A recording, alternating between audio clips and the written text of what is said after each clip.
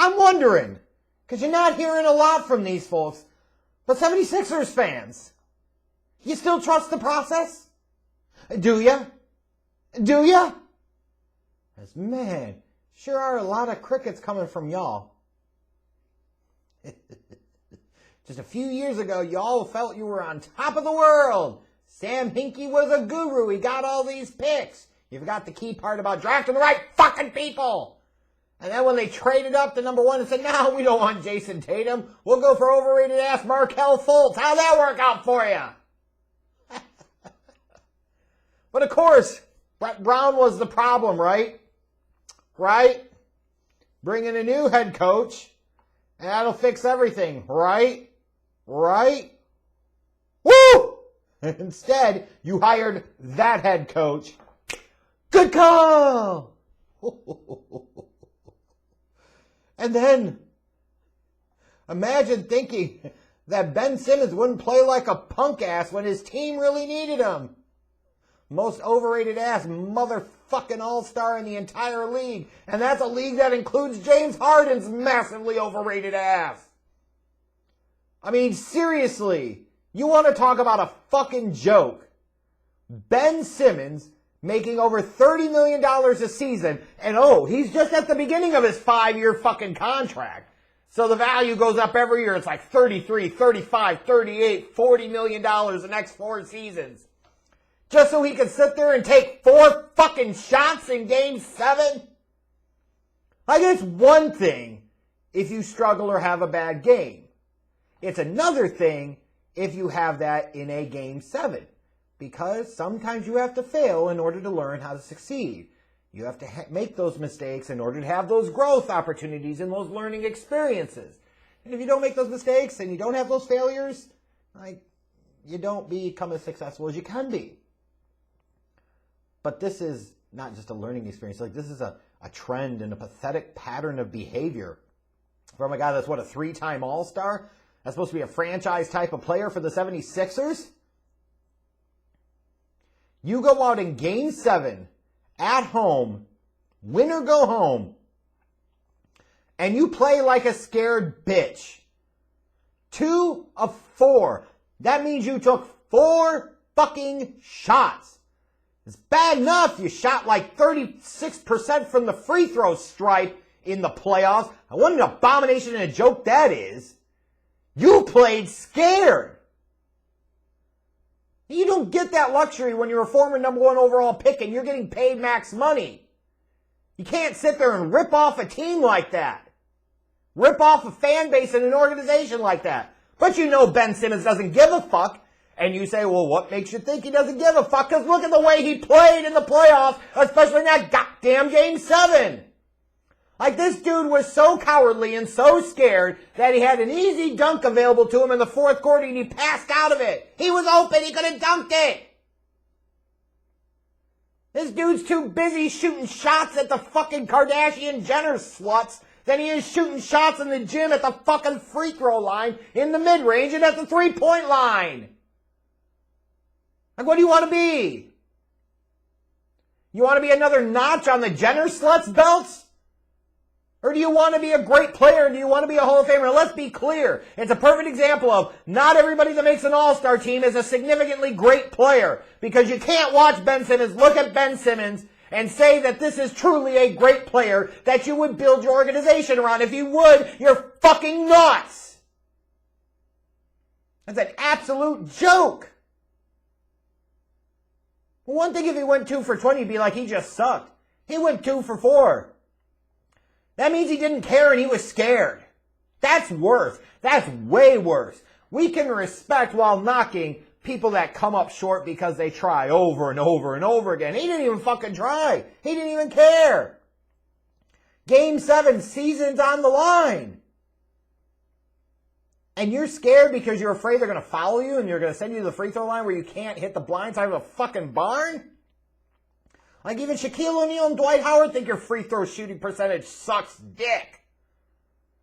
Down under my ass. You need to flip your whole game upside down. And this is one of the dangers of the modern NBA game when you talk about all these analytics and these guys that can stuff the stat sheet in certain ways in terms of assists and rebounds, and people overvalue this shit.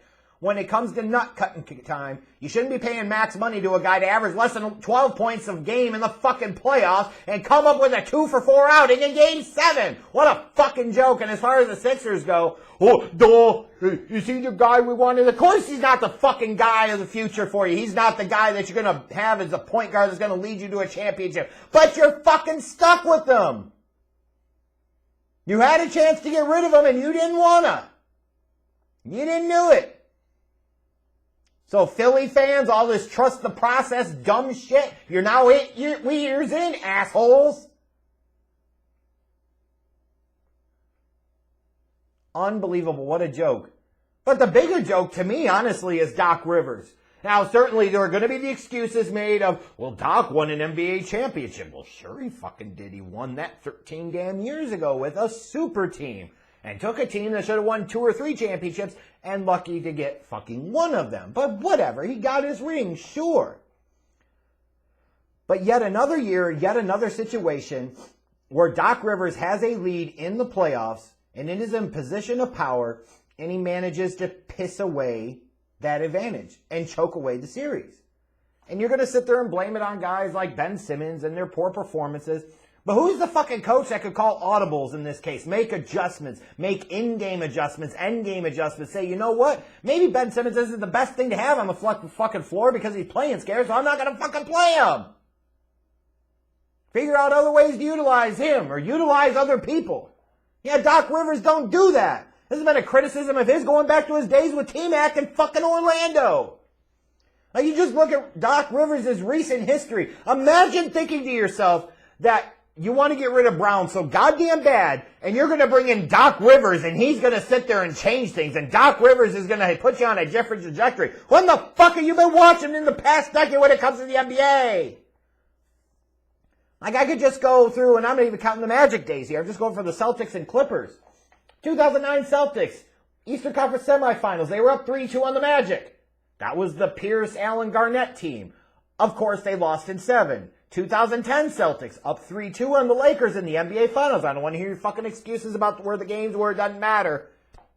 Bottom line is the Celtics were up 3-2 on the Lakers in the NBA Finals. Kobe played like absolute horse shit as a shooter in Game 7, and still they found a way to fucking lose the series. 2012 Celtics, they were up 3-2 on the Heat in the Eastern Conference Finals, if you remember. They pissed away that one to Bosh, Wade, and LeBron. 2015, now he's with LA and the Clippers. They were up 3-2 on the Rockets in the semi-round. Lost in 7, because of course they fucking did. And you're going to blame it on this injury or that injury. The bottom line is truly great teams and truly great coaches find ways to overcome that bullshit. Doc Rivers ain't one of them. 2016 Clippers, up 2-0 on the Blazers, and they lost that series in 6. Last year with the Clippers, up 3-2 on the Nuggets. Of course, they lost the Western Conference semis in 7. In fact, I'm not mistaken, weren't they up 3-1? I think I'm even wrong there. I'm even selling Doc Rivers and his choke job short. Like, it's almost like he sees Mike Budenholzer and how bad that dude wants to choke and almost did choke away that series against the Nets. And Doc says, I'm king dingaling of this streets. I'm king dingaling of this shit. If anybody's going to choke away a series my team should absolutely win, it's this one. And then you get to this year, the Sixers are up 2-1 against a 5-seeded Hawks team. They were up 26 in the second half of Game 5 at home. And they lost that game. Had Game 7 at home and lost that fucking one too. I don't know what's bigger. Ben Simmons' propensity to be a joke, especially when it matters most, or Doc Rivers and his ability to choke on his team when it matters most. Like, if Philly's front office had any druthers about anything, the best thing they could do is desperately find a way to get rid of Ben Simmons. And if you get a bag of dicks and peanuts in return, so fucking be it. You'll be better off for it, addition by subtraction. And I promise you, when it comes to Doc Rivers, you were talking about a long, proud history of choke after choke after choke after choke in the fucking playoffs, because when it gets to nut cutting time as a coach, as an X's and O's guy, Doc Rivers doesn't fucking have it. Brett Brown could have got you to this point. Shit, you might have won the series with Brett Brown. Maybe you didn't.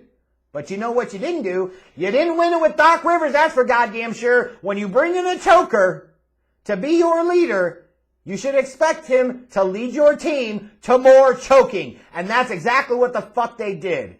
You take your process of trusting it after 8 years and pound it up your ass. Sixers fans deserve every bit of this and more. Now they're going to rage. Get Ben Simmons the fuck out of town. Nah, bitch, sit down and shut up because you deserve it. You assholes used to think a combination of Embiid and Simmons was going to be a championship duo. Embiid, when he's healthy, certainly is a championship-level big man. Ben Simmons is an overrated, stat-stuffing piece of crap. And your coach has wasted more quality teams than I think anybody we can recall in recent NBA history. Ben Simmons is a total joke. Doc Rivers, once again, with the total choke.